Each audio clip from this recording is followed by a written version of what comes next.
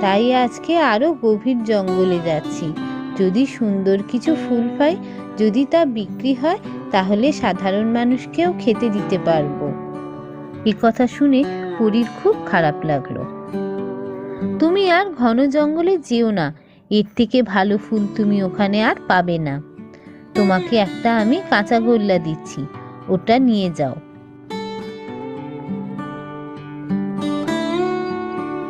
এটা নিয়ে গিয়ে তুমি তোমাদের উঠোনে পুঁতে দেবে।